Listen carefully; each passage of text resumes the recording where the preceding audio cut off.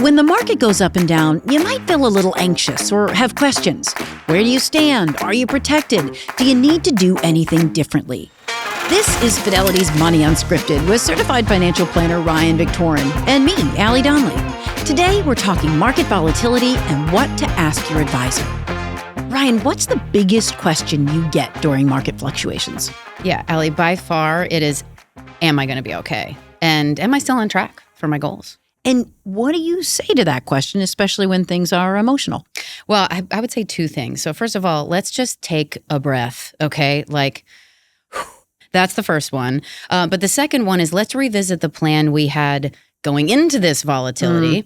Because really any plan that we would have put in place really would have accounted for the fact that volatility is sort of a normal part of the market. I know we shouldn't obsess about a moment in time or a look at the portfolio or the headlines, but if I'm feeling a little itchy when I hear stay the course, what kinds of questions can I ask my advisor if I want to look and see if I'm okay with the retirement or long-term plans? Yeah. So going back to the number one question that I get, like I said before, which is, am I going to be okay? That is the question that we can ask. So it's completely fine to call your advisor and ask that and say, I really want to revisit the plan. But rather than focusing on that short term, like the ups and the downs, or like you said, when you log in or you see a headline, I would go back to what I call the who, the what, and the when. Who are the important people in your life? What are the things you're hoping to accomplish? And when are they happening? And ask the question, has any of that changed? That can have a bigger effect on whether we should change any part of the plan rather than the short-term market fluctuations. So I kind of sit in that space, and that can make it get a little bit easier when I say something like, let's stay the course. You say, okay, it's because nothing's actually changed in my life. Right. Okay, great. Right. And the plan you've built is intended to weather the storm. Yeah, absolutely. It should take that into account. Yeah. So I think, having that type of discussion can alleviate that itch. But if I feel like I want to do something, is there something for me to do? Yeah. So again, I'm going to say it again. It's revisiting the plan, right? But the other thing that I think comes up is this idea of risk tolerance that should, an action can be, let's reevaluate what that means. And we toss around that phrase a lot in this industry, risk tolerance. But I think the point of that to focus on is the tolerance part. What type of ups and downs in your portfolio, in the market, can you actually tolerate? Right. And it's times like this that I always say true risk tolerance comes out in times of volatility, not when the market's just sort of going straight up. And so I think the action could be talking to your advisor and really saying, okay, what am I actually comfortable with? And that might also lead to maybe we rebalance or maybe we do, start to make a change, but not the market, fluctuation itself. It's how you're feeling about things within the context of everything. Dig in there a little bit. You're with a client and you're trying to determine, are they still comfortable with their risk tolerance? What does that conversation look like specifically? Well, I want them to sort of visualize what could happen. In times of market volatility, it comes up, right? But in particular, the real volatility that comes is tied to or in and around a recession. Yeah. Market volatility, is normal. Recessions are, a much broader, bigger deal. Right. And so I want you to sort of visualize what is that going to be like for you before it happens? Yeah. And sit with that for a little bit. And sometimes I give them a bit of a homework assignment. I want you to go home and visualize this for yourself. And then we come back and have another discussion about it. And sometimes my clients say different things where they say, no, if the market comes down, I realize that's an opportunity for me. Right. I see that as a buying opportunity. But some clients say, I thought I could. Yeah. I can't. Yeah. I'm just not comfortable with, with this. Or it also facilitates a conversation between maybe a partner. Okay. Two partners, I should say, is, one might be more comfortable, one might not. So that's what that conversation kind of sounds like. It may not even mean that there's an action. It's just talking about it sometimes really helps. Yeah. And visualizing. Yes. But still, I hate to be negative Nancy here, but if I'm looking at my portfolio and I'm seeing my 401k go down or I'm seeing my portfolio go down, how can a market dip affect my retirement or other long-term goals? Well, I think the important part of that is the long-term part of that, right? So the real question is, how close are you to that goal? Right. So if you're in your 30s, 40s, 50s, you still have a lot of time, possibly until you retire, maybe in your mid 60s. But if you are in your mid 60s, either you're in retirement or you're, approaching it, that might be a time to really take a look to see how that affects. And like, let me kind of highlight an example for you to bring back into more recent memory. If we journey back to 2008, and all the people that are today 60 or 65, they were in their 40s in 2008. And so it was a huge recession, a big market move, but they had a lot of time between now and when they were going to retire. So that was a huge opportunity. And of course, we've seen what the market has done since that time period, right?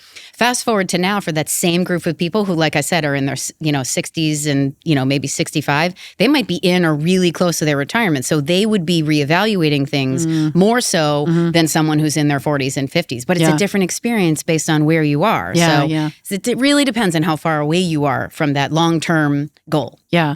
So to that end, what if there is an impulse to say, maybe I should pull back a bit, or maybe I should get out of the market? What things do you encourage people to think about there? I would say the impulse is normal, okay? Like it's an emotional thing because you're watching the money you've worked so hard for, go up and down, and it's fun to see it go up, not so fun to see it go down. But what I would say is the chances that you come out at the right time and going back in at the right time, and there's a name for this, it's called market timing, is really unlikely. And there can be really big, I would say, detrimental impacts to staying in the market as opposed to participating in the ups and downs. Let me give you a hypothetical example of this, okay? What if I just took $10,000 in the late 80s and I just put it in the market? I'm not saying putting it in the market is for everybody. It's just highlighting an example. And you just put it in the market and you didn't touch it. You just left it there until, a couple years ago at this point in the, 2023. That $10,000 would have grown to over $417,000, okay? If you just did nothing, tolerated all the ups and downs since the 80s and just stayed in. But had you come out at some point and missed just the 5 best days in the market from that entire decades-long experience, then you would end up with $264,000 and change, which is a huge difference from that original $417,000. Yeah. And I'm going to go one more. If you missed the best 10 days in the market, again, over that entire time period, then you end up with just over $191,000, which again, a huge difference from the original $417,000. So you can see the power in just staying invested over the course of the whole time period. Yeah. So that's staying invested. But like, what else can I control when things feel out of control? Yeah, absolutely. I mean, we can't control the market. We can't control the economy. We can't control administrations. Like, we can't control any of this stuff. Yeah. What we control is your own, financial picture. I always say sort of like get your financial house in order. Yeah. But also think about, there's so much coming at us with social media and, online and in the news and everything. Like, maybe control how much we consume, because it can actually fuel the fire of these feelings as opposed to like alleviate some of the concern. But you also want to think about like, how do I get a sense of my cash flow? And how do I have a sense of what my emergency savings is? Or, if I get there's rumblings of job changes, like maybe I update my resume. Maybe I'm coming up with a contingency plan. So it's things like that you can start to control. What about opportunities in a market like this? Yeah, so that's kind of like the flip side of what we were talking about before.